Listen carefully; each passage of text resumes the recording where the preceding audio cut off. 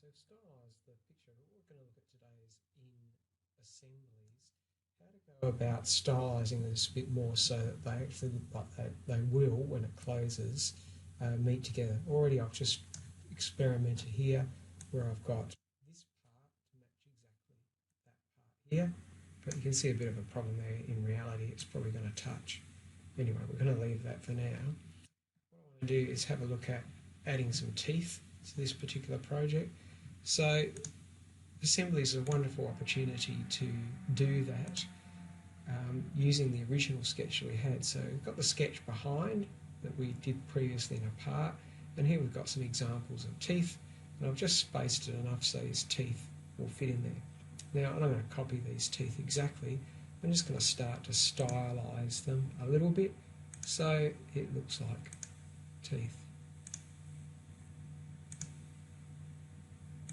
but just keeping approximately the same as what's in there.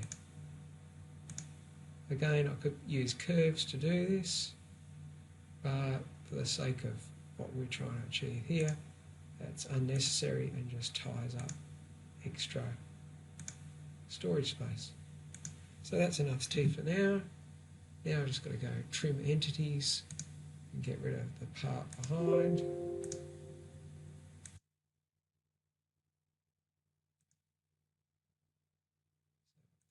Through.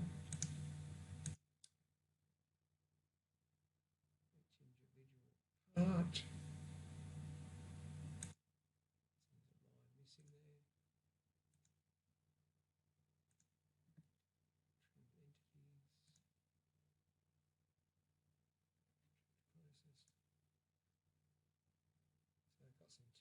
Happening there.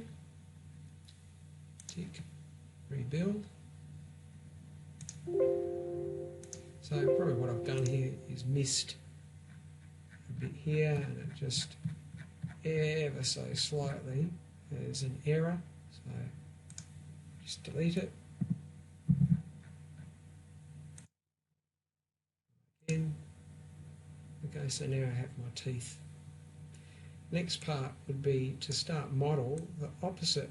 So what we could look at is, if I do a cavity of this, how will my teeth look on the opposite side when they are in the closed position?